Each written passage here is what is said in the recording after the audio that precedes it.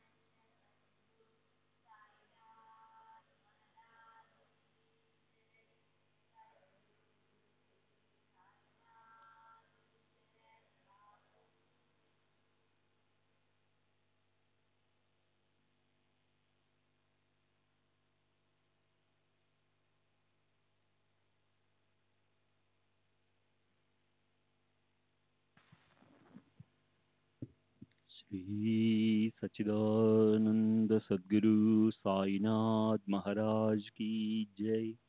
सद्गुरु श्री साईनाथ शरद बाबू जी की जय।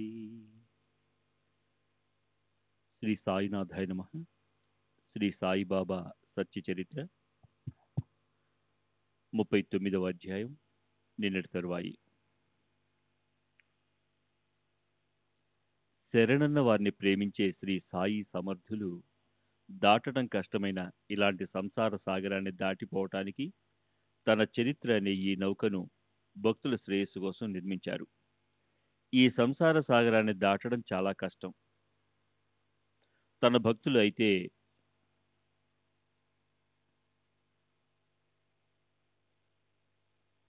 ఈ సంసార సాగరాన్ని దాటడం చాలా కష్టం.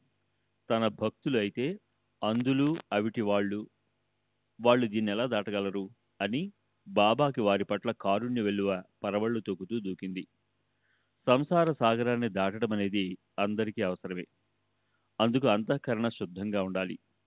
చిత్తశుద్ధే భవాన్ని తరించడానికి ముఖ్యమైన సాధన. దానికోసం ఈశ్వరుని పట్ల ఉండే భక్తే పునాది.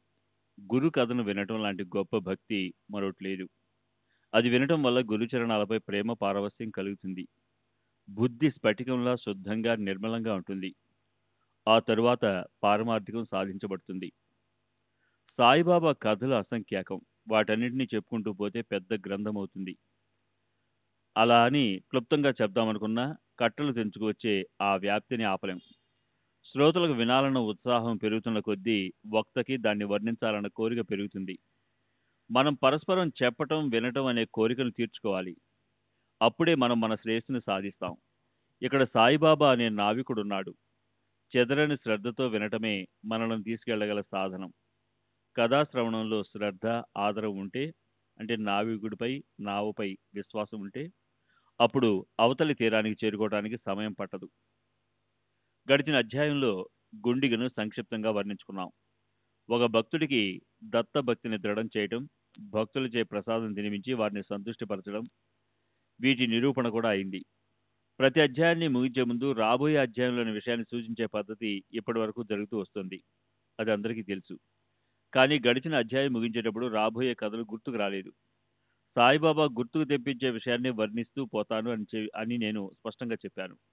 అదేవిధంగా సాయిబాబా కృపతో ఇప్పుడు నాకేం గుర్తొస్తుందో దాన్నే శ్రోతలకు చెప్తాను.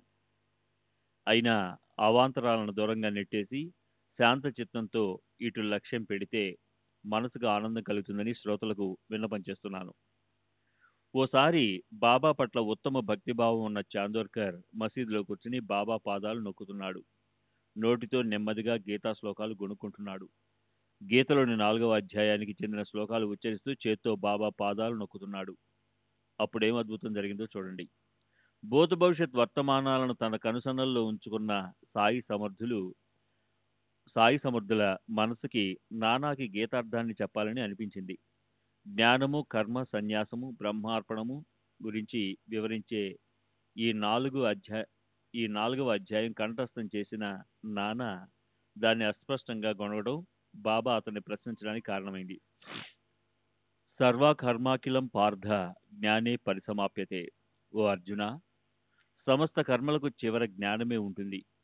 ఈ 33వ శ్లోకం అయిపోయాక తద్విద్ది ప్రణిపాతేన అనే 34వ శ్లోకం నడుస్తుంది. ఈ 34వ శ్లోకం దగ్గరే నానా పఠనకి విశ్రాంతి లభించింది. అప్పుడే బాబా మనసుకి ప్రశ్నించి ఉపదేశించాలని అనిపించింది. బాబా ఇలా అన్నారు: నానా, ఏమిట్రా గొణుగుతున్నావు? నెమ్మదిగా అంటున్నావు ఎందుకు? స్పష్టంగాను, నువ్వు నోట్లో గొనుక్కుంటుందని నాకు వినిపించు. బాబా చెప్పు అనగానే ఆ ఆజ్ఞని ప్రమాణంగా తీసుకుని నాన్న ఆ శ్లోకాన్ని 4 చరణాలతో సహా చదివాడు. గీతా శ్లోకం అనుష్టం ఛందస్సులో రచించబడింది. దానిలోని ప్రతి 8 అక్షరాలకు ఓ చరణం చొప్పున 4 చరణాలు అంటే భాగాలుంటాయి. బాబా అప్పుడు దాని అర్థాన్ని స్పష్టం చేసి చెప్పమన్నారు. నాన్న అత్యంత నమ్రతతో చేతులు జోడించి ఉప్పొంగి ఆనందం ఆకాశపు టంచులు తాగుతుండగా మధుర శబ్దాలతో సమాధానం చెప్పాడు. భగవంతుని మనోగతాన్ని స్పష్టం చేశాడు. ఇప్పుడు శ్రీ సాయిబాబా కీర్తిశేషులు నానాసాహెబ్ చందోర్కర్ల సంవాదం అందరికీ స్పష్టమవడానికి భగవద్గీత శ్లోకంలోని ప్రతి ఒక్క అక్షరాన్ని యథాతథంగా పరిశీలిద్దాం. ప్రశ్నలోని మర్మాన్ని తెలుసుకోవడానికి, అలాగే మహాత్ముల మనసులోని భావాన్ని తెలుసుకోవడానికి అలా ప్రారంభిస్తే దానివల్ల శ్లోక అర్థం బాగా స్పష్టమవుతుంది. అసలే సంస్కృత భాషను అర్థం చేసుకోవడం కష్టం. అది సాయిబాబాకి సులభతరం ఎలా అయింది? అదీగాక ప్రశ్న విషయాన్ని అనుసరించింది అని లోకులు ఆశ్చర్యంతో ఇలా అనసాగారు. నిజంగా మహాత్ముల జ్ఞానానికి పరిమితి మనకు తెలియదు. సాయిబాబా సంస్కృత భాషను ఎప్పుడు నేర్చుకున్నారు, గీతను ఎప్పుడు చదివారు, ఆ గీతార్థంలోని మర్మాన్ని తెలుసుకోగల ఓ పండితుడిలా ఎలా ప్రశ్నించగలిగారు? శ్రోతల తృప్తి కోసం వారికి మూల శ్లోకంలోని భావనను చెప్పాలని చర్చను బలపరిచేందుకు భగవంతుని మాటలను అక్షరాలా ఇక్కడ ఇస్తున్నాను.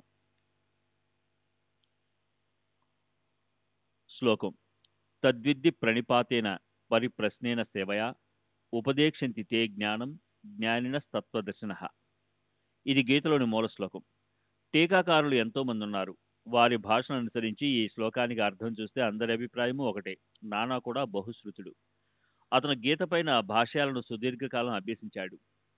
ఆ శ్లోకంలోని ప్రతి ఒక్క శబ్దానికి అతను అర్థం చెప్పసాగాడు. వినయపూర్వకంగా, నమ్రతతో, రసపూర్వకంగా, మధుర శబ్దాలతో శ్లోకాలకు అన్వయంతో సహా అంటే పద్యాల్లోని మాటలను గద్యంలో చెప్పడం, అర్థాన్ని గుర్తుకు తెచ్చుకుని చెప్పడానికి సిద్ధపడ్డాడు. అతను ఇలా అన్నాడు: గురుచరణాలకు సాష్టాంగ నమస్కారం చేసి గురుసేవకు తమ ప్రాణాలను కూడా విక్రయించి గురువుని ఆదరపూర్వకంగా ప్రశ్నించే వారికి జ్ఞానులు జ్ఞానాన్ని అర్ధసహితంగా ఉపదేశిస్తారు. అంటే తాత్పర్యం, కృపామూర్తి శ్రీకృష్ణుడు ప్రేమతో అర్జునుడితో అన్నది ఇదే: అర్జున, గురు సేవ, గురు వందనం అనే ఇవే జ్ఞానాన్ని ప్రాప్తింపజేసేవి. నీవి మార్గంలో పోతే తత్వాన్ని తెలుసుకోగల జ్ఞానులు నీకు జ్ఞాన మార్గాన్ని చూపిస్తారు. బాబా బాబా నాకు తెలిసిన అర్థం ఇదే. శంకరాచార్యులు, ఆనందగిరి, శంకరానందులు, శ్రీధరులు, మధుసూదనులు, నీలకంఠులు వీరంతా తమ భాషలో భగవంతుని ఉపదేశాన్ని ఈ పద్ధతిలోనే చెప్పారు. శ్రీ సచిదానంద సద్గురు సాయినాథ్ మహారాజ్ కీ జై. సద్గురు శ్రీ సాయినాథుని శరద్ బాబూజీ కీ జై.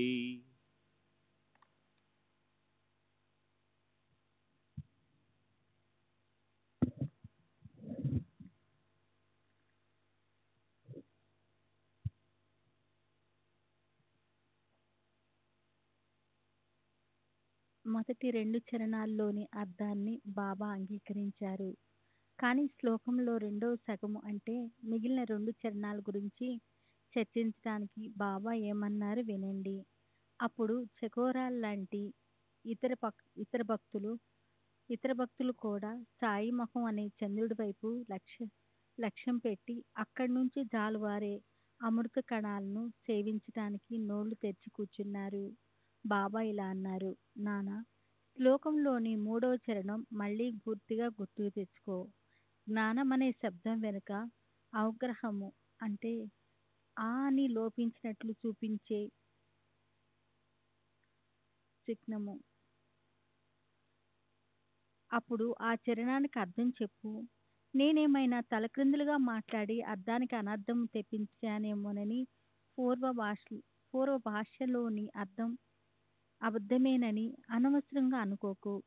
జ్ఞానులు తత్వదర్శులను జ్ఞానోపదేశాన్ని చేస్తారని అన్న చోట అజ్ఞానాన్ని ఉపదేశిస్తారన్న శబ్దం ఉపయోగించు. అప్పుడు నిజమైన అర్థం నీకు తెలుస్తుంది. జ్ఞానం మాటలతో చెప్పబడేది కాదు, మరి దాన్ని ఎలా ఉపదేశించగలం? కనుక జ్ఞానం అనే మాటకి వ్యతిరేక శబ్దాన్ని తీసుకో. అప్పుడు దాని అనుభవాన్ని చూడు. నువ్వు చెప్పిన జ్ఞానము అనే మాటకి అర్థాన్ని విన్నాను. అక్కడ అజ్ఞానం అనే మాటకి అర్థం తీసుకుంటే ఏమైనా నష్టమా? అజ్ఞానం అనేది వాక్కుకి విషయం అవగలిగితే అప్పుడు జ్ఞానం మాటలకి అతీతంగా ఉంటుంది. గర్భాన్ని చుట్టుకొని ఉండే పొరలాగా, అద్దానికి పట్టే దుమ్ములాగా, లేదా అగ్నిని కప్పేసే బూడిదలాగే అజ్ఞానము జ్ఞానాన్ని కప్పేసి ఉంటుంది. జ్ఞానము అజ్ఞానంతో ఆవరించబడి ఉంటుందని శ్రీకృష్ణుడు గీతలో అన్నారు.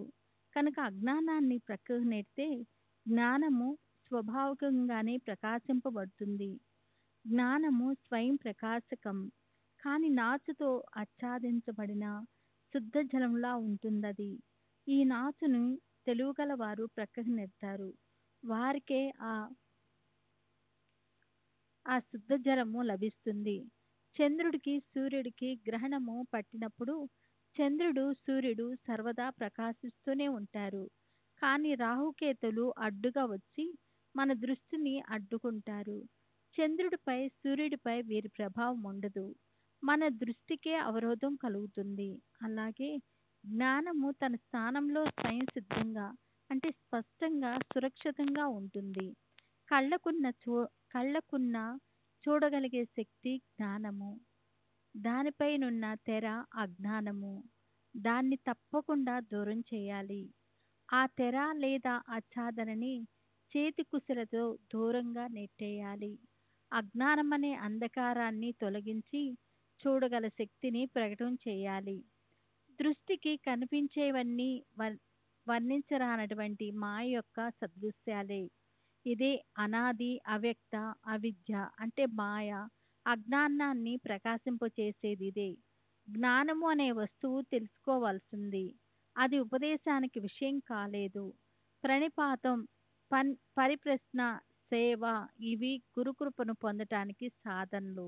జగత్తును నిజమని అనుకోవటం పెద్ద అజ్ఞానము. జ్ఞానంపైనే ఉండే అంధకారమనే ఆచ్ఛాదనను మొదట దూరం చేయాలి. అప్పుడే శ్రేష్టమైన జ్ఞానరూప అద్భుత వస్తువు అంటే బ్రహ్మ ప్రకటమవుతుంది. అజ్ఞానమే సంసారంలోని దుఃఖానికి మూలము. గురుకృప అనే కాటుక కళ్ళక పెట్టుకుంటే మాయ ఆవరణ ఎగిరిపోతుంది. స్వాభావిక జ్ఞానము మిగిలి ఉంటుంది. జ్ఞానాన్ని సంపాదించవలసిన పని లేదు. అది లభించడానికి ముందే సిద్ధంగా ఉంటుంది. అజ్ఞానమే జ్ఞానానికి అడ్డుగా ఉంటుంది. ఇది వేదశాస్త్రంలో ప్రసిద్ధము. దేవుడు భక్తుడు వేరు అని అనుకోవటమే విలక్షణమైన అజ్ఞానము. దాన్ని నిరసించగానే పూర్ణ జ్ఞానం మిగిలి ఉంటుంది. త్రాటి దగ్గర సర్పం భాషించటం అనేది త్రాటి శుద్ధ స్వరూపానికి అజ్ఞానము.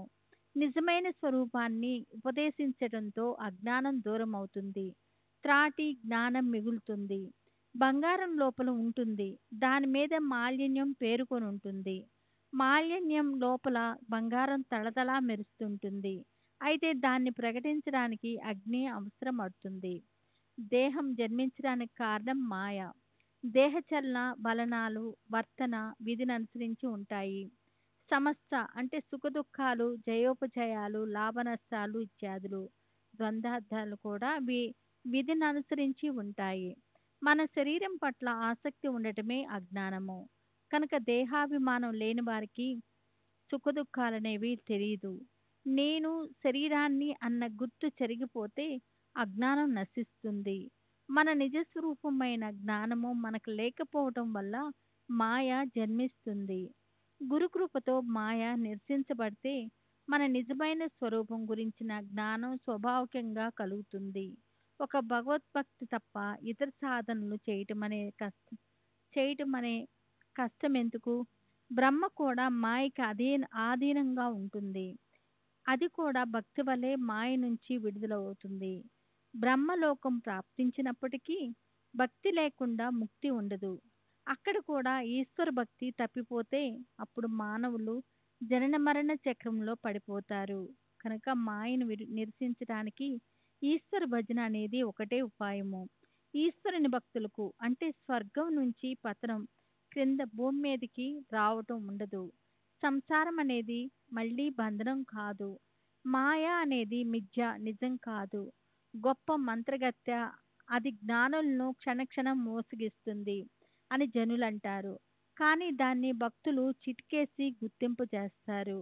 గొప్ప విద్వాంసులు మోసగించబడే చోట అశిక్షితులైన భావిక భక్తులు అంటిపెట్టుకొని ఉంటారు. ఎందుకంటే వాళ్ళు ఎల్లప్పుడూ హరిచరణాలకు శరణ వెళ్ళి ఉంటారు. విద్వాంసులకు తమ జ్ఞానాన్ని గురించి గొప్ప గర్వం ఉంటుంది. కనుక మాయను దాటి వెళ్ళటానికి సద్గురు పాదాలు పట్టుకోవాలి. ఆయన్ని అనన్యంగా శరణనాలి. అప్పుడు ఈ సంసార భయం వెంటనే నశించిపోతుంది. అనివార్యంగా వచ్చే మరణం వస్తే రాని, కానీ హరి విస్మరణని మాత్రం రానీకు. మన ఇంద్రియాలతో మన ఆశ్రమాన్ని అనుసరించి, మన వర్ణాన్ని అనుసరించి మన ఆచరణ ఉండాలి. మనసులో ఈశ్వరుని చరణాలను ధ్యానం చేయాలి. గుర్రాలు రథానికి పూంచబడినట్లు అలా శరీరము ఇంద్రియాలకు కట్టుబడి ఉంటుంది. ఆ ఇంద్రియాలకు మనసుని పగ్గంగా భావించి బుద్ధి చేత వాటిని స్వాధీనంలోకి తెచ్చుకోవాలి. సంకల్ప వికల్పాలతో నిండి ఉండే స్వయిచ్ఛతో తిరిగే మనసు ఇష్టం వచ్చినట్లు పరిగెత్తాలని చూస్తుంది. కానీ బుద్ధి దాన్ని తన నిశ్చయంతో అవుతుంది. ఆ పగ్గము అనే మనసుని నిగ్రహించి తన సత్తాని స్థాపిస్తుంది. బుద్ధి లాంటి నిష్ఠాదుడైన నేత రథానికి సారథిగా ఉన్నప్పుడు రథ యజమానికి చింత ఎందుకు? అతను స్వస్థ చిత్తంతో వ్యవహరించాలి. దేహం పనులను చేయించడం బుద్ధి పని అని మనసుకి అలవాటైతే ఆ వ్యవహారాలన్నీ హితకారకమవుతాయి. ఇంద్రియాలు శబ్దము, స్పర్శ, రూపము, రసము, గంధము అనే విషయాల వెనుక పడితే వ్యర్థంగా శక్తి ఖర్చయిపోతుంది. అడుగడుగున అధోగతి పడుతుందన్న భీతి ఉంటుంది. శబ్దము, స్పర్శ, రూపము మొదలైన 5 విషయాలకి సంబంధించిన సుఖమంతా చివరికి దుఃఖమే. నిజానికి అజ్ఞానం లాంటి మరో దుఃఖం లేదు. శబ్ద విషయానికి హరిణం భ్రమిస్తుంది, తన ప్రాణాలను పోగొట్టుకుంటుంది. స్పర్శ విషయాన్ని ఏనుగు అనుభవిస్తుంది, అప్పుడు అది అంకుశంతో పొడిపించుకోవలసి వస్తుంది. రూప విషయానికి మిడత భ్రమించి తన శరీరాన్ని దగ్ధం చేసుకుంటుంది. చేప రసమనే రస విషయానికి సంబంధించిన సుఖాన్ని అనుభవిస్తుంది, వెంటనే ప్రాణాలు కోల్పోతుంది. భ్రమరము గంధ విషయానికి మత్తిల్లుతుంది, కమలంలో బంధింపబడుతుంది. ఒక్కో విషయానికి ఇలాంటి సందర్భం వచ్చినప్పుడు మరి 5 విషయాలు ఒకటిగా కలిసినప్పుడు ఎంత భయంకరమైన సందర్భం వస్తుంది. ఇవైతే పశుపక్షులు జలచరాలు కానీ తెలివి ఉన్న మానవులు కూడా విషయాల వెనుకబడి ఆ దుస్థితిని అనుకరిస్తారు. దీనికంటే వేరే అజ్ఞానం ఏముంటుంది? అజ్ఞానాన్ని నాశనం చేసి విషయాల నుంచి దూరమైతే అస్వస్థ చిత్తానికి ఆనందం కలుగుతుంది. జీవుడు స్వరూప జ్ఞానాన్ని ప్రాప్తింప చేసుకోగల మార్గానికి వెళ్ళాలి. అప్పుడు శ్రేష్ఠ సుఖము అనే లాభం కలుగుతుంది. అంతఃకరణలో హరి గురువుల చింతన కలగాలి. చెవులతో వారి చరిత్రను వినాలి. మనసులో వారిని నిరంతరము ధ్యానించాలి. నాలుకతో వారి నామస్మరణ చేయాలి. పాదాలతో నడిచి హరిగురు గ్రామాలకు వెళ్ళాలి. నాసికతో వాళ్ళ నిర్మాల్యాన్ని వాసన చూడాలి. చేతులతో వారి పాదాలకు నమస్కరించాలి. కళ్ళతో వాళ్ళ దర్శనం చేసుకోవాలి. అలా ఈ సమస్త ఇంద్రియ వృత్తులను హరి గురువుల వైపు ప్రేమతో మళ్లించిన ఆ భక్తుల స్థితి ధన్యము. ఇంతకు మించిన భగవద్భక్తి మరోటి ఏముంటుంది? సారాంశము: జ్ఞానాన్ని సమూలకంగా పెగిలించేయాలి, మిగిలిందే స్వయం సిద్ధ జ్ఞానమని తెలుసుకోవాలి అని ఈ శ్లోకం యొక్క అంతరార్థాన్ని శ్రీకృష్ణుడు అర్జునునికి సూచించారు. అసలే నానాసాహెబ్ వినయశీలి. అందులోనూ బాబా చేసిన ఈ మధుర నిరూపణను వినగానే అతను బాబాకి సాష్టాంగ నమస్కారం చేశాడు. 2 చేతులతో ఆయన పాదాలకు నమస్కరించి ఎంతో శ్రద్ధతో ప్రార్థించాడు. బాబా, నా అజ్ఞానం తొలగించండి. నాకు సరియైన శిక్షణనిచ్చి నా మొండి అహంకారాన్ని నశింపు చేయండి. పైకి సాత్వికతపై అంటే శాంతి, క్షమ, దయ అనే గుణాలు కోరిక ఉన్నా కానీ మనసులో సదా సంశయమే నిండిపోవటం, క్షణం సేపైనా అవమానాన్ని సహించలేకపోవటము, వీటికన్నా అజ్ఞానం మరోటి ఏముంటుంది? కడుపులో మాన సన్మానాల గురించి, కీర్తి గురించి ఎంతో కోరిక, పైకి ధ్యానం అనే ముసుగు, లోపల కామక్రోధాలు రగులుతూ ఉండటము. దాన్ని మించిన అజ్ఞానం అనేది మరొకటి ఏముంటుంది? లోపల నుంచి అన్ని దుష్కర్మలు చేస్తుంటారు, ఆచారాల చిరునామా ఉండదు. వివేక విచారాలు దివాలా తీసినా బయటికి బ్రహ్మనిష్టను ప్రదర్శిస్తుంటారు. దీనికన్నా అజ్ఞానం వేరే ఏముంటుంది? బాబా, మీరు కృప అనే మేఘము, కృప అనే నీటిని వర్షించి నా అజ్ఞానం అనే అగ్నిని శాంతింప చేయండి. దీనితో నేను ధన్యుణ్ణవుతాను. నాకు జ్ఞానం గురించి ఉట్టి మాటలు వద్దు. నా తీవ్రమైన అజ్ఞానాన్ని దూరం చేయండి. నాపై కృపాదృష్టి చూపండి. ఇదే నాకు సుఖ సంతృప్తులనిస్తుంది. శ్రీ సచిదానంద సద్గురు సాయినాథ్ మహారాజ్ కీ జై. సద్గురు శ్రీ సాయినాథుని శరత్ బాబూజీ కీ జై.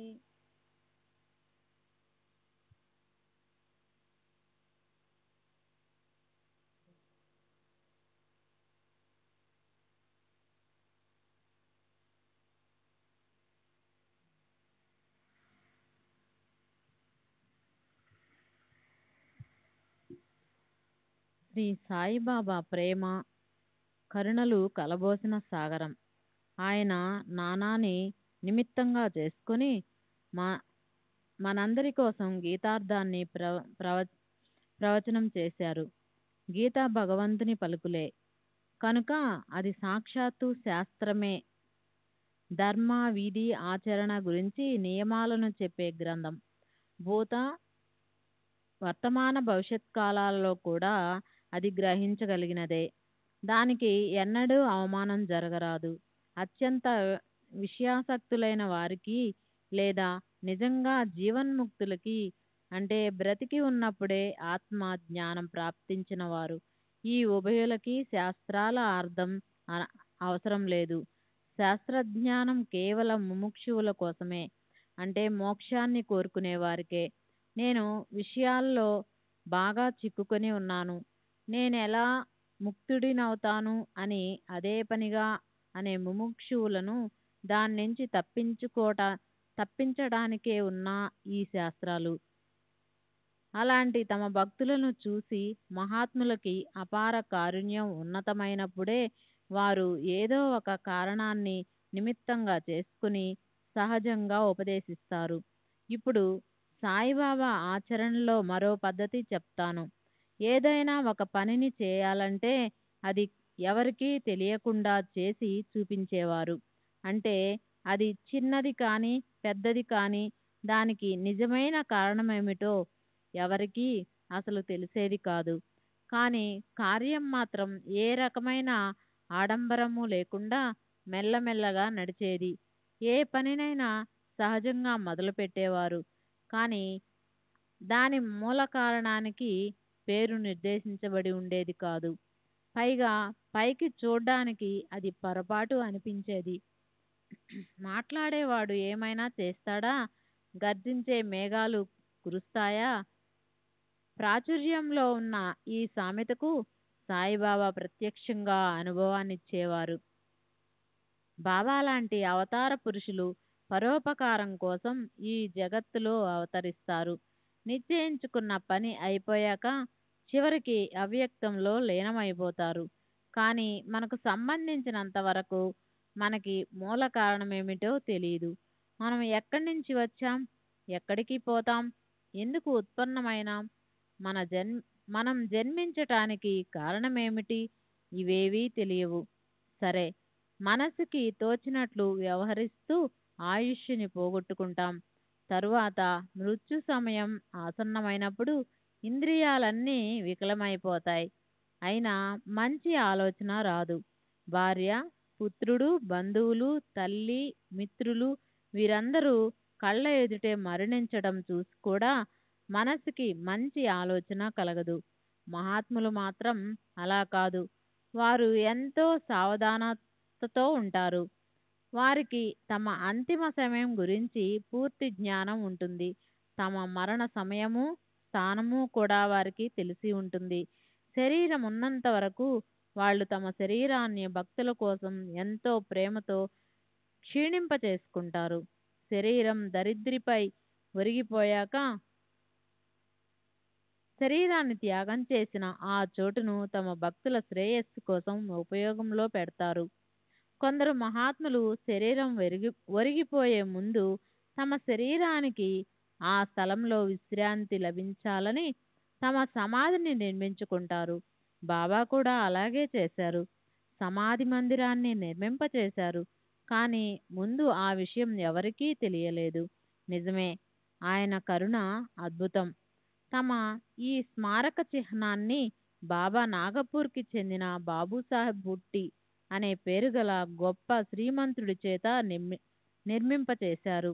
ఈ బాబూసాహెబ్ బాబాకు గొప్ప భక్తుడు. బాబా చరణాలపై సదా అనురక్తి కలిగి ఉండేవాడు. అతను తన కుటుంబ సమేతంగా షిరిడీకి బాబా సేవ చేయటానికి వచ్చాడు. బాబా చరణాలపై ఉన్న ప్రేమతో మళ్ళీ మళ్ళీ అక్కడికే వచ్చి ఉంటూ ఉండేవాడు. తరువాత అలాగే శాశ్వతంగా అతను షిరిడీలోనే ఉండిపోయాడు. అతని మనసుకి ఇలా అనిపించింది, ఏదో ఒక స్థలాన్ని కొనాలి, ఓ చిన్న భవనం కట్టుకుని అందులో స్వతంత్రంగా నివసించాలి. ఇక్కడే మూలబీజం నాటబడింది.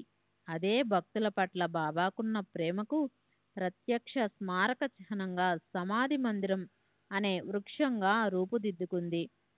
దాన్నెలా నిర్మించారు, ఎక్కడి నుంచి అది మొదలైంది, అది ఎలా రూపుదిద్దుకుంది అన్న వృత్తాంతాన్ని ఇప్పుడు వినండి. శ్రీ సచ్చిదానంద సద్గురు సాయినాథ్ మహారాజ్ కీ జై.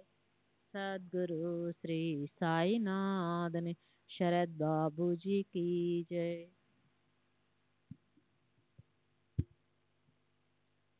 అలాంటి ఆలోచన మనసుకి వచ్చిన తరువాత బాబు సాహెబ్ ఓ రోజు దీక్షిత్ మేడపై నిద్రిస్తున్నప్పుడు అతనికి ఒక గొప్ప కల వచ్చింది. అక్కడే మరో పక్క మీద మాధవరావు దేశపాండే పడుకొని ఉన్నాడు.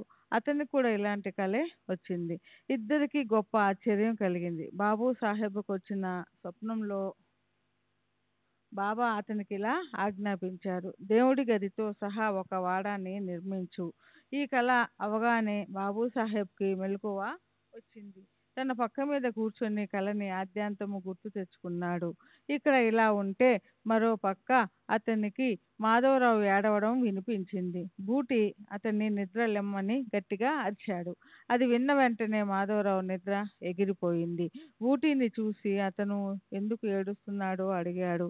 దానికి అతను ఇలా అన్నాడు: బాబా ప్రేమపూరితమైన మాటలను విని ప్రేమ ఉప్పొంగింది, కంఠం పూడుకుపోయింది, కళ్ళ నుంచి అశ్రు ప్రవాహం ప్రవహించింది. ఉరవళ్ళు పరవళ్లతో ఉవ్వెత్తున ఎగిసే ఆ గొప్ప ప్రేమను తట్టుకోలేక ఏడుస్తున్నాను. నా దగ్గరకు వచ్చి బాబా నాకు స్పష్టంగా ఇలా ఆజ్ఞాపించారు: పూజా గదితో సహా వాడాను నిర్మించు, నేను అందరి కోరికలు తీరుస్తాను. ఇద్దరికి ఒకేలాంటి కళ రావడమేమిటి అని బాబు సాహెబ్ బూటి మనసుకి ఆశ్చర్యం కలిగింది. దానివల్ల మనసులో సంశయం మిగలకుండా పోయింది. పని ప్రారంభించాలని నిశ్చయించుకున్నాడు. స్వయంగా బూటి జన్మతః శ్రీమంతుడవడం వల్ల అతనికి వాడాను పూజా గదిని నిర్మించగల సామర్థ్యం ఉంది. అయితే మాధవరావుకి కేవలం తినడానికి చాలినంత మాత్రమే ఉంది. అయినా ఇద్దరికి ఒకేలాంటి కల వచ్చింది. ఇద్దరి స్వప్నాలు కలిశాయి. పరమాత్మ దాసులైన వారిద్దరూ పరమానంద భరితులైనారు. వారు వెంటనే వాడాని అందులో పూజా గదిని నిర్మించడానికి ప్లాను గీసుకున్నారు. కాకా అనుమతి కూడా తీసుకున్నారు. కాకా దీక్షిత్ అనుమతి కూడా తీసుకున్నారు. మర్నాడు ఉదయం వాళ్ళు ముగ్గురు బాబా దగ్గర ఉన్నప్పుడు జీవన ప్రాంగణంలో మానవత్వపు దీపకాంతులు వెదజల్లే బాబా ఎప్పటిలాగే శ్యామ ముఖంలోనికి ప్రేమపూర్వకంగా తదేకంగా చూశారు. మాధవరావు ఇలా అన్నాడు: దేవా, మీ లీలలు విచిత్రం. మమ్మల్ని మీరు హాయిగా నిద్రైనా పోనివ్వటం లేదు, అక్కడ కూడా మా చేత వాగిస్తున్నారు.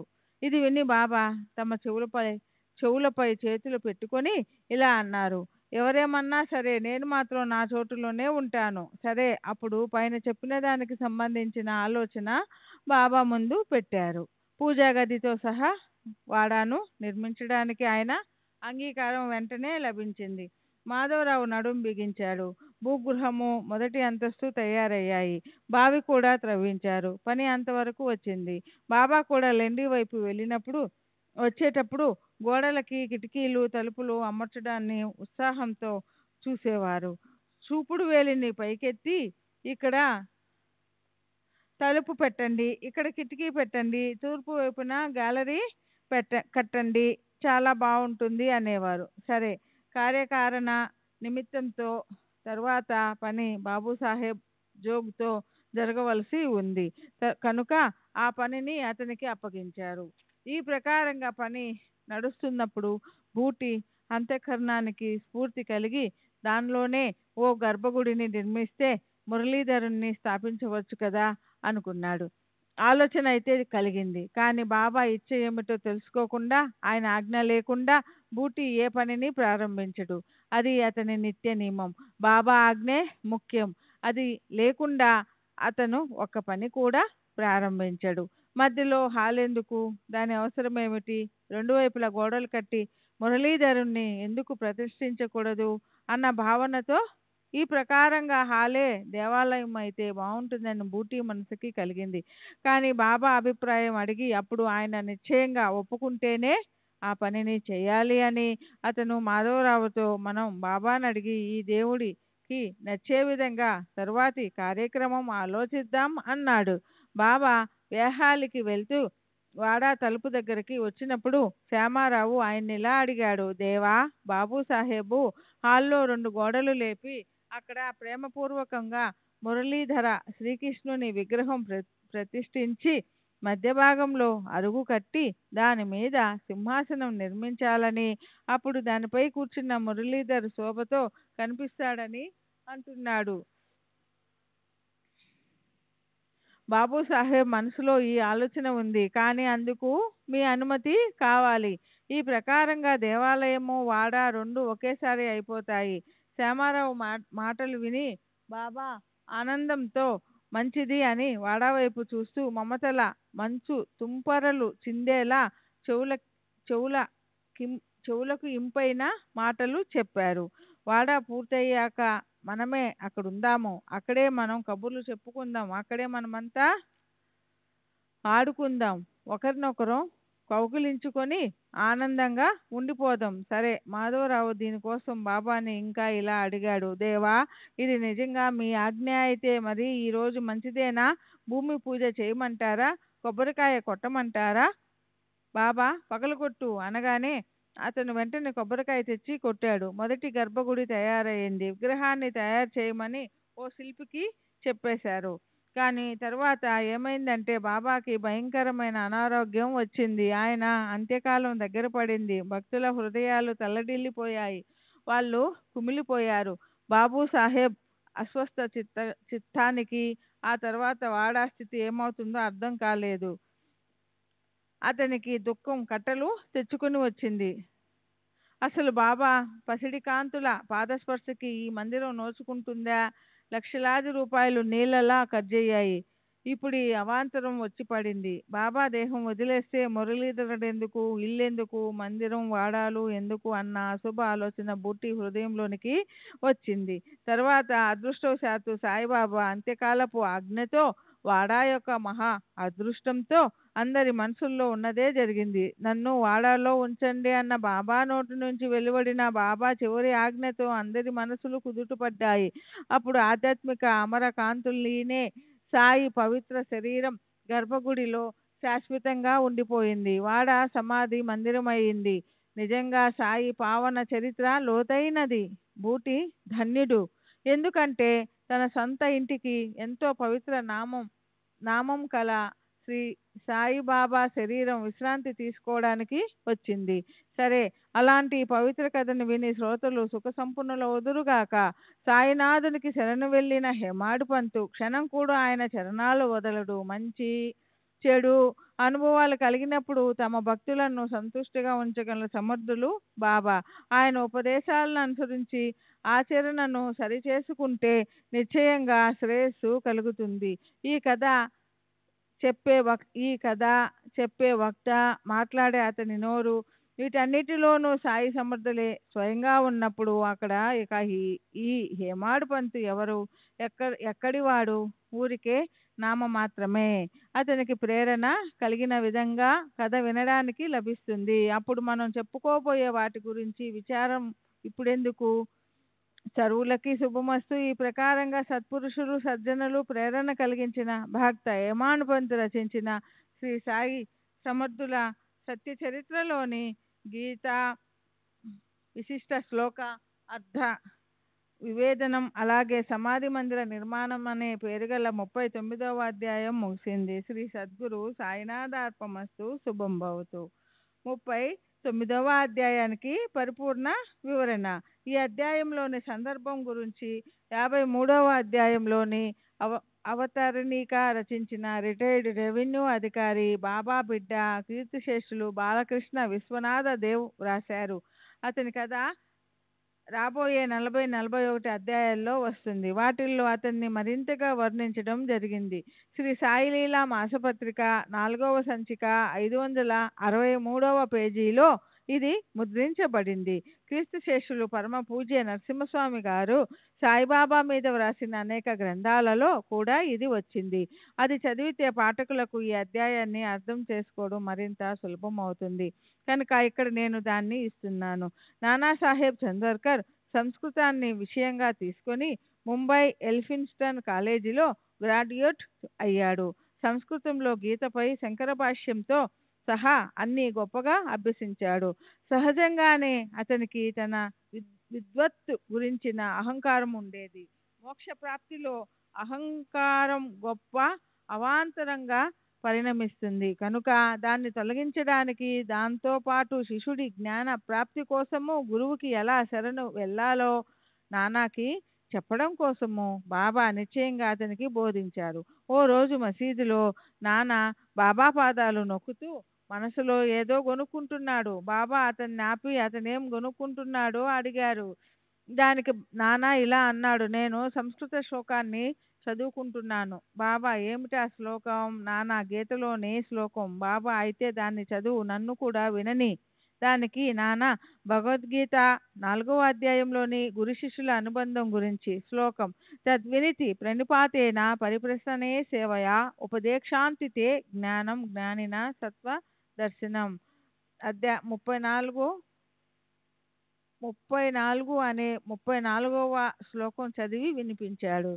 సర్వజ్ఞులైన బాబాకి నానా ఏ శ్లోకం చదువుతున్నాడో తెలుసు. సరిగ్గా అక్కడే సరైన అవకాశం వచ్చిందని బాబా నానాని ఆపి ప్రశ్నించి తమ కార్యం నెరవేర్చారు.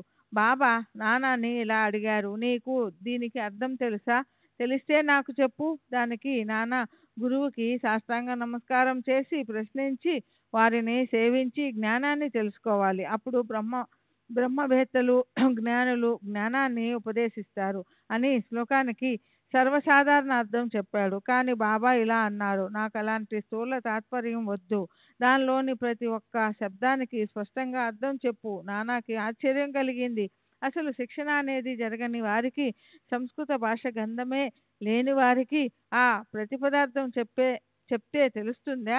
ఏది ఏమైనా అతను దానికి అర్థం చెప్పడాన్ని ప్రారంభించాడు. బాబా అతనికి ఎదురు ప్రశ్న వేయడం మొదలెట్టారు. బాబా, తత్ అనే శబ్దం దేన్ని ఉద్దేశించబడుతుంది?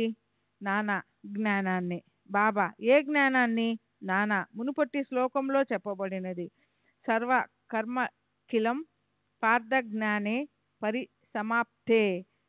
అర్జున, కర్మలన్నిటికీ చివర జ్ఞానం ఉంటుంది. బాబా, గురువుకి కేవలం సాష్టాంగ నమస్కారం చేస్తే చాలా? నానా, ప్రణిపాతం అంటే సాష్టాంగ నమస్కారం అని మాత్రమే నాకు తెలుసు. బాబా, పరిప్రశ్న అంటే ఏమిటి? నానా, ప్రశ్నించడం. బాబా, ప్రశ్న అంటే ఏమిటి? నానా, ఇదే. బాబా, పరిప్రశ్న ప్రశ్న ఈ రెండిటికి ఒకటే అర్థమైతే వ్యాసుల వారు పరి అన్న ఎక్కువ ప్రత్యయాన్ని ఎందుకు పెట్టారు? ఆయనకేమైనా తల తిరిగిందా? నానా, పరిప్రశ్నకి మరొక అర్థం నాకు తెలియదు. బాబా, సేవ అనడంలో ఏ సేవ ఉద్దేశించబడింది? నానా, మేము ఎప్పుడు చేసేదే పాదాలు నొక్కడం మొదలైనవి. బాబా, ఏ మాత్రం సేవ చాలా? ఆ మాత్రం సేవ చాలా? నానా, సేవ అనే శబ్దానికి మరొక అభిప్రాయం ఏమైనా ఉందేమో నాకు తెలియదు. బాబా, ఉపదేక్షాంతితే జ్ఞానం. ఈ 3 చరణాలలో అనుష్టు ఛందస్సు 8 అక్షరాలలో తేడా రాకుండా ఏదైనా ఒక్క అక్షరం ఎక్కువగా ఎక్కడైనా పెట్టచ్చా? నానా, అవును, మనం ఉపదేక్షాంతితే జ్ఞానం అని అనొచ్చు. కానీ గురువు శిష్యునికి అజ్ఞానం గురించి ఉపదేశం చేస్తారన్న విషయం శంకర భాష్యంలో ఎక్కడా చెప్పబడి లేదు. బాబా, పర్వాలేదు. శంకరాచార్యులు అజ్ఞానం అనే శబ్దాన్ని తీసుకోకపోయినప్పటికీ ఒకవేళ దానిలో శ్లోకానికి అర్థం మరింత స్పష్టంగా అయ్యేటట్లయితే నీకేమైనా అభ్యంతరమా? నానా, అభ్యంతరం లేదు. కానీ అజ్ఞానం అనే శబ్దాన్ని తీసుకొని శ్లోకానికి మంచి అర్థం ఎలా చెప్పాలో నాకు తెలియటం లేదు. బాబా, శ్రీకృష్ణుడు అర్జున్ని జ్ఞానులు తత్వదర్శనుల దగ్గరకు పోయి జ్ఞానం సంపాదించమని, వారికి నమస్కరించమని, ప్రశ్నించమని, వారిని సేవించమని ఎందుకు చెప్పారు? శ్రీకృష్ణుడు స్వయంగా తత్వదర్శి కారా? అంతేకాదు, ఆయన మూర్తీభవించిన జ్ఞాని కూడా కదా? నానా, అవును, నిజమే. కానీ ఆయన అర్జున్ని జ్ఞానుల వద్దకు పొమ్మని ఎందుకు చెప్పారో నాకు అర్థం కావటం లేదు. బాబా దగ్గర నుంచి అలాంటి కఠిన ప్రశ్నను విన్న నానాసాహెబ్ ఎంతో గందరగోళంలో పడిపోయాడు. అతని అభిమానం పారిపోయింది. అతను వినమ్రంగా బాబాని ఆ ప్రశ్నలన్నిటికీ సమాధానం ఇవ్వమని అడిగాడు. బాబా తెలియజెప్పసాగారు, ప్రణిపాత అంటే కేవలం సాష్టాంగ నమస్కారం కాదు. భూమి మీద కట్టెపడినట్లు తమ శరీరాన్నంతా గురు చరణాల వద్ద పడేయాలి. తాము స్వయంగా ఏ విలువ లేని వాళ్ళం, గురువే సమస్తము అన్న సంపూర్ణ వినయంతో కాయ వాచ మనస శరణాగతి చెందాలి. పరిప్రశ్న అంటే నిజమైన జిజ్ఞాసతో తమ సందేహాన్ని చక్కగా తీర్చుకోవడానికి మళ్ళీ మళ్ళీ ప్రశ్నించాలి. గురువులో ఏదో ఒక తప్పును ఎంచి ఆయన్ని హేళన చేయడానికో లేదా సహజంగా ఏదో తమాషకో ప్రశ్నించకూడదు. సేవ అంటే ఏదో గురువు పాదాలు నొక్కడం సేవ కాదు. ఆ సేవలో గురువుని తమ సర్వస్వంగా భావించి తమ మన ధనాలను అర్పించాలి. అలాగే ఈ సేవ నేను చేస్తున్నాను, అది చేయడానికి లేదా చేయకుండా ఉండడానికి నేను స్వతంత్రుణ్ణి అన్న భావన ఉండకూడదు. నా సర్వస్వాన్ని నేను గురువుకి అర్పించాను కాబట్టి ఆయనే నా యజమాని. ఆయనది ఆయన సేవకి ఆయనది ఆయన సేవకే ఉపయోగించాలి. దాని గురించి నా వద్ద ఏదో గొప్పతనమో నిర్ణయించే అధికారం లేదు అన్న భావన ఉండాలి. సరే, ఇప్పుడు గురువు శిష్యుడికి అజ్ఞానాన్ని ఉపదేశించే విషయం చెప్తాను. శ్రీ సచ్చిదానంద సద్గురు సాయినాథ్ మహారాజ్ కి జై. సద్గురు శ్రీ సాయినాథుని శరత్ బాబూజీకి జై. శ్రీ సచ్చిదానంద సద్గురు సాయినాథ్ మహారాజ్ की जय. सद्गुरु श्री సాయినాథుని శరత్ బాబూజీ की जय. బాబా, నానా, బ్రహ్మ అంటే శుద్ధ సద్వస్తువు లేక జ్ఞానమే కదా. నానా, అవును. బాబా, ఇది కాక మిగిలినదంతా అసత్తు అజ్ఞానమే కదా. నానా, అవును. బాబా, బ్రహ్మని మనసు, వాక్కు వగైరా ఇంద్రియాలతో తెలుసుకోలేమని శాస్త్రాల్లో చెప్పలేదు. నానా, అవును. బాబా, అప్పుడు వాక్కు అంటే బ్రహ్మ లేక జ్ఞానం కాదా. నానా, కాదు. బాబా, గురువు చెప్పేది జ్ఞానం కాక అజ్ఞానమా. నానా, అలా అనిపించడం నిజమే. బాబా, గురూపదేశం వస్తుతః అజ్ఞానమే. ఒక ముళ్ళుతో మరొక ముళ్ళును తీసివేస్తాం. అలాగే గురువు అజ్ఞాన రూపంతో శాబ్దిక ఉపదేశం ప్రారంభిస్తే శిష్యుడి అజ్ఞానం అంటే అతని జ్ఞానం మీద ఉన్న ఆచ్ఛాదన పక్కకి నెట్టబడుతుంది. జ్ఞానం ప్రకటమవుతుంది. అజ్ఞానే నా వృతం జ్ఞానం తేన ముహ్యంతి జస్తవః. కనుక గురువు ఉపదేశించేది అజ్ఞానమే, కానీ పరిణామం జ్ఞానమే అవుతుంది. జ్ఞానం ఉత్పన్నం కాబడదు, మూలంలో అక్కడే ఉంటుంది. దాన్ని ఉచ్చరించలేము. శాస్త్ర విశారదుడిచే ఉపదేశింపబడ్డ శస్త్రాల్లాంటి మాటలతో శిష్యుడి అజ్ఞానం కళ్ళల్లోని శుక్లంలా తీసివేయబడుతుంది. అప్పుడు శిష్యుడి దృష్టి చక్కబడి అతనికి తన శుద్ధ చైతన్య రూపం కనిపిస్తుంది. సంత జ్ఞానేశ్వరుడు 18వ అధ్యాయం 1396వ ఓవిలో ఇలా అన్నారు: నిద్ర, దానివల్ల వచ్చే స్వప్నము, ఇవన్నీ కూడా నిద్రతో సహా పోయి ఆ తరువాత మానవుడు తను ఒకే ఒక్కడుగా మిగిలిపోయినట్లు అజ్ఞానం నశించిపోయినప్పుడు నేను సహజంగా ఒంటరిగా మిగిలిపోతాను. సరే, తరువాత శ్రీకృష్ణుడు స్వతహాగా జ్ఞాని అయి ఉండి అర్జునుణ్ణి మరో జ్ఞాని దగ్గరకు ఎందుకు పంపించారు? దీనికి సమాధానం చెప్తూ బాబా ఏమన్నారంటే, శ్రీకృష్ణుడు స్వయంగా గీతలో జ్ఞానులు నా ఆత్మే అన్నారు. జ్ఞాని త్వైవ మే మతం. అప్పుడు అర్జునుడికి తానే స్వయంగా ఉపదేశించడము, అతన్ని జ్ఞానుల వద్దకు పంపడము రెండూ ఒకటే. అదీగాక దేవుడు తన భక్తుడికి గొప్పతనం ఆపాదించి అతన్ని ముద్దు చేయవలసి ఉంటుంది. అందువల్ల కూడా వాళ్ళు అలా చేస్తుంటారు. 30వ అధ్యాయంలో సప్తశృంగీదేవి కాకాజీ వైద్య అనే పేరు గల పూజారికి మనశ్శాంతి ఇవ్వగల శక్తి తనకి ఉన్నప్పటికీ అతన్ని షిరిడీలోని సాయిబాబా వద్దకు పంపడాన్ని గురించి మనం ఇంతకు ముందు చదివాం. దేవీ దేవతలు తమ భక్తులను మహాత్ములకు స్వాధీనం ఎలా చేస్తారన్నది ఓ చమత్కారం. దాన్ని సాధార చిత్తంతో అవలోకించండి. పైన చెప్పిన అందమైన వివేచన విన్న మీదట నానాసాహెబ్ సాయిబాబాకి గీతని సంపూర్ణంగా చెప్పమని విన్నపం చేశాడు. బాబా కూడా ఆ తర్వాత అతన్ని ప్రతిరోజు కూర్చోబెట్టుకొని మెల్లమెల్లగా చెప్పారు. అదెంత గొప్ప అదృష్టం! ఇది క్రీస్తు శకం 1902 వరకు నడిచింది. తరువాత మసీదులో భక్తుల రద్దీ పెరిగింది. అప్పుడు బాబా కథలతో, సాంకేతిక పరిభాషిక పదాలతో సామూహికంగా ఉపదేశించటం మొదలెట్టారు. 40వ అధ్యాయం ఉద్యాపన కథా కథనం. వ్రత సమాప్తి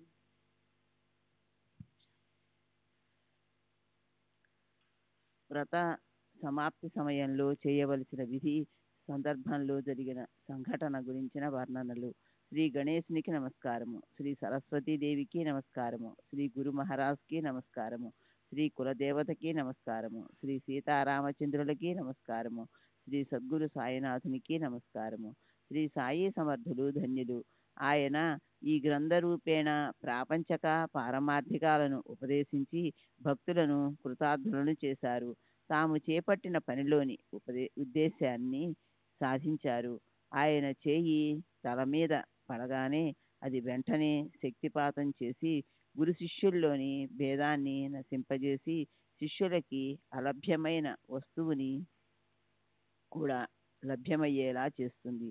సాష్టాంగ నమస్కారం చేసి ఆయనకు అనన్యంగా శరణు వేడితే నేను నీవు అన్న భేదభావాన్ని తొలగించి ఆయన మనని కౌగలించుకొని హృదయానికి హత్తుకుంటారు. సముద్రము, నది పేర్లలో వేరుగా ఉంటాయి, కానీ వర్షం వల్ల ఒకదానితో మరొకటి కలవగానే వాటి దృశ్య స్వరూపం ఒకటిగా అయిపోతుంది. అందులో కొంచెం కూడా భిన్నత్వం మిగలదు. ఈ మనోవృత్తితోనే సద్గురువు సాయినాథునికి అనన్య భక్తితో శరణు వేడితే ఆయన కూడా భక్తుల ఉత్తమ భక్తిని చూసి తమ గొప్పతనాన్ని వారికి బహుమతిగా ప్రసాదిస్తారు. దీనులపై దయచూపే దీనులపై దయచూపే సాయినాథ, మీకు జయాకారాలు. అత్యంతంగా సుధా మధుర ప్రేమ జలధారలు వర్షించే సాయినాథ, భక్తులను ఉద్ధరించడానికి అఖిల బ్రహ్మాండమంతా వ్యాపించిన మీరు షిరిడీలో వేరుగా కూర్చున్నారు. భూమి మీద తిరగలి పెట్టి కాలు జాపు కూర్చొని తిరగలిపిడిని గట్టిగా కొట్టి ఒకసారి వండటానికి అవసరమైనంత ధాన్యాన్ని ఒక మహాత్ముడు విసిరినప్పుడు నా మనసుకి ఆశ్చర్యం కలిగింది. అదే ఈ గ్రంథ రచనకి కారణమైంది. మనసులో తీవ్రమైన వాంఛ కలిగింది. సాయిబాబా లీలలన్నింటినీ వర్ణిస్తే పాపాలు నశించి భగవంతుడు స్వయంగా ప్రసన్నులవుతారు. ఎందుకంటే భగవంతుడికి తనకన్నా తన భక్తులని ఎవరైనా స్తుతించడం లేదా గుణవర్ణనం చేయడం అంటే ఎంతో ఇష్టం. నా ఈ మాటలకు రుజువు లేదని సజ్జన శ్రోతలకి శంక కలగవచ్చు. అయితే వాళ్ళు భవిష్యోత్తర పురాణం చూడాలి. అందులో స్వయంగా త్రిపురుడు అనే పేరుగల రాక్షసుణ్ణి వధించిన శంకరుడు ఇదే చెప్తాడు. వస్తుతః ఇదంతా సాయి ప్రేరణే, కానీ భక్తుల శ్రేయస్సు కోసం లోకాచారాన్ని పాటించి చూపడానికి ఈ గ్రంథ రచనకు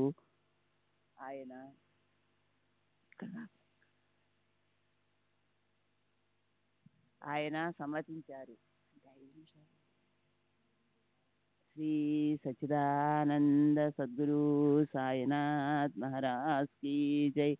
సద్గురు శ్రీ సాయినాథుని శరత్ బాబూజీ కీ జై.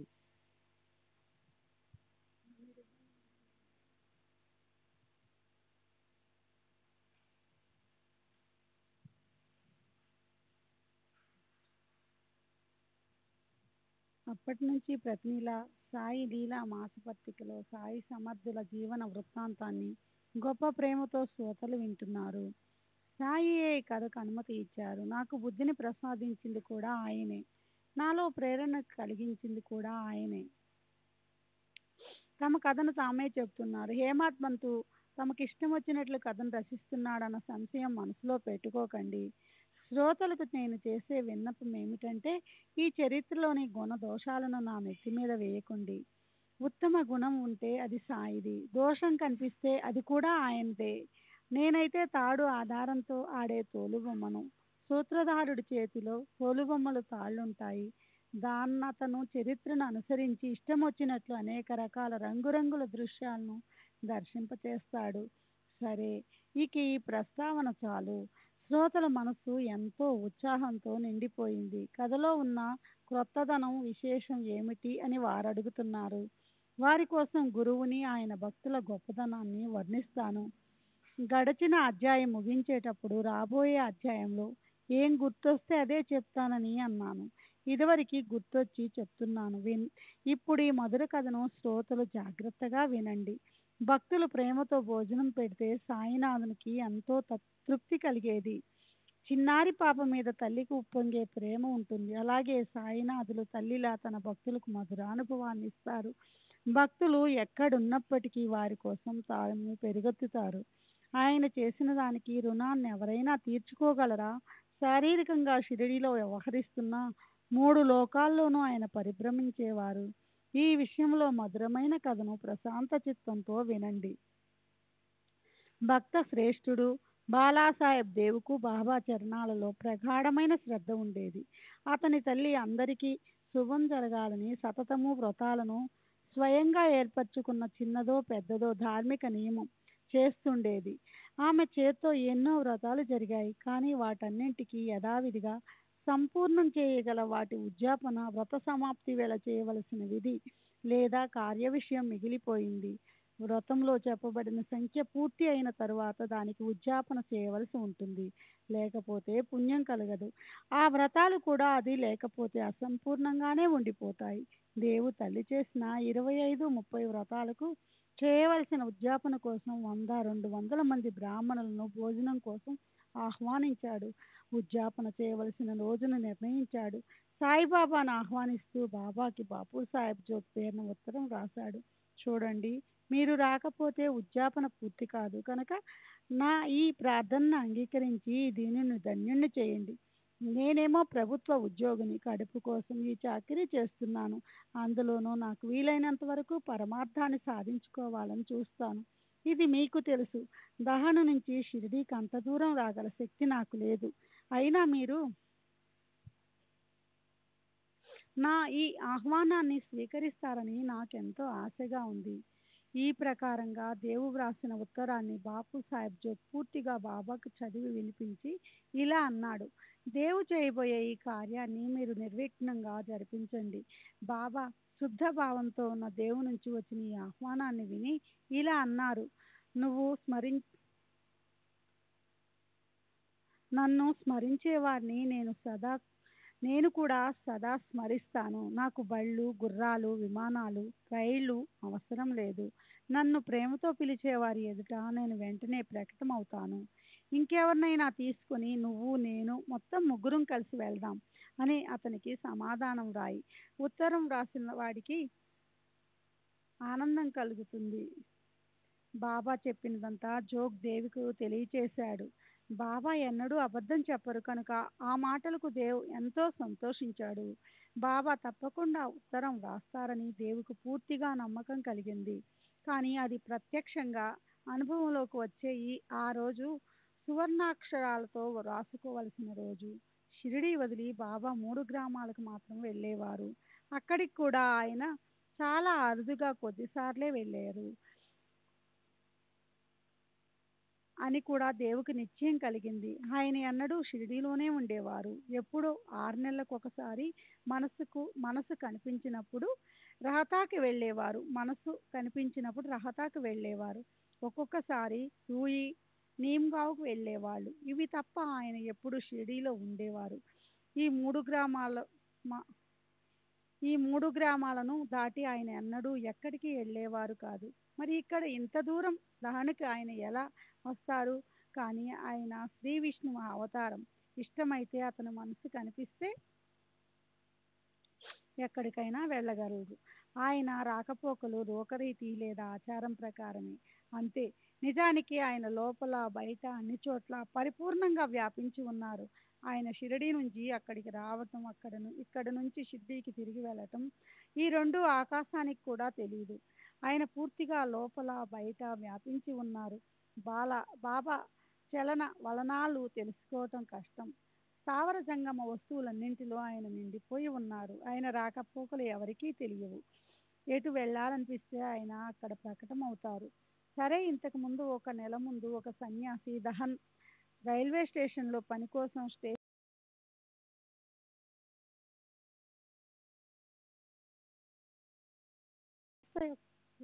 సచ్చిదానంద సద్గురు సాయినాథ్ మహారాజ్ की जय। सद्गुरु श्री साईनाथ शरद बापू जी की जय।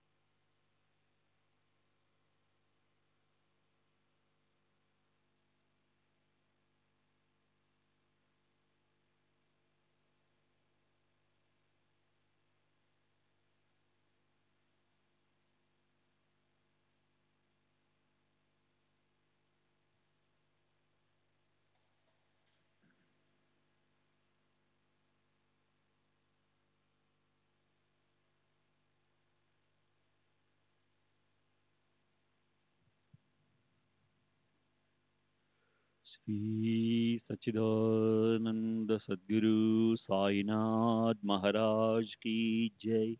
सद्गुरु श्री साईनाथ शरद बाबू जी की जय। साई रहम नजर करना, बच्चों का पालन करना। साई रहम नजर करना, बच्चों का पालन करना। जाना तुमने जगत पसारा, सब ही झूठ जमाना। जाना तुमने जगत पसारा, सब ही झूठ जमाना। साई रहम नजर करना, बच्चों का पालन करना। साई रहम नजर करना, बच्चों का पालन करना। मैं अंधा हूँ बंदा आपका, मुझसे पथ दिखलाना। मैं अंधा हूँ बंदा आपका, मुझसे पथ दिखलाना। साई रहम नजर करना, बच्चों का पालन करना। साई रहम नजर करना, बच्चों का पालन करना। दास गणों कहे अब क्या बोलूं, थक गई मेरी रसना। दास गणों कहे अब क्या बोलूं, थक गई मेरी रसना। साई रहम नजर करना, बच्चों का पालन करना। साई रहम नजर करना, बच्चों का पालन करना। रहमो नजर करो अब मोरे साई, तुम बिना नहीं मुझे माँ बाप भाई। रहमो नजर करो मैं अंधा हूँ बंदा तुम्हारा।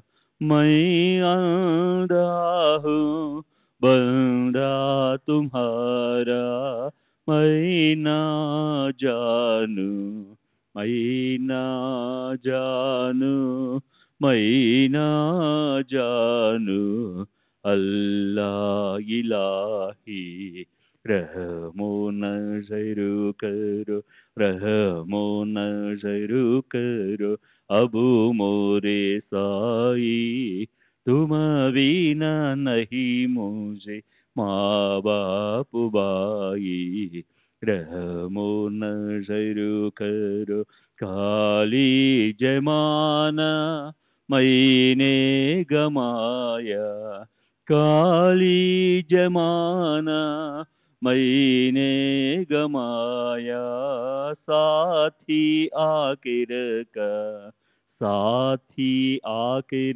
का, साथी आखिर का, तुम बिना कोई, रहमो नज़र करो, रहमो नज़र करो, अबू मोरे साई, तुम बिना नहीं मुझे माँ बाप भाई, रहमो नज़र करो, अपने मस्जिद का झाड़ू गणो है, अपने मस्जिद का झाड़ू गणो है, मालिक हमारे, मालिक हमारे, मालिक हमारे, तुम बाबा साई, रहमो नज़र करो, रहमो नज़र करो, अबू मोरे साई, तुम बिना नहीं मुझे माँ बाप भाई, रहमो नज़र करो। श्री सच्चिदानंद सद्गुरु साईनाथ महाराज की जय।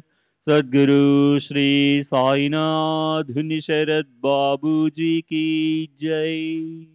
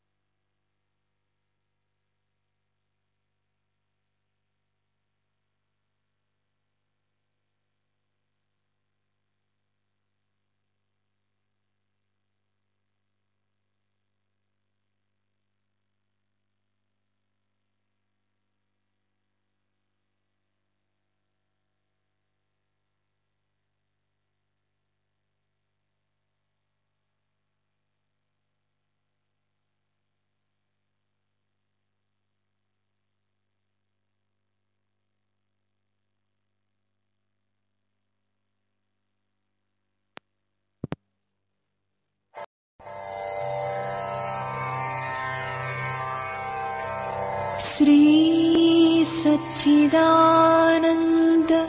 सद्गुरु साईनाथ महाराज की जय।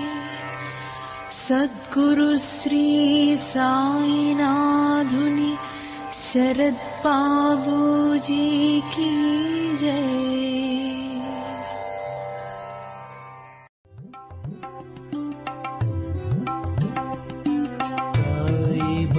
Bye.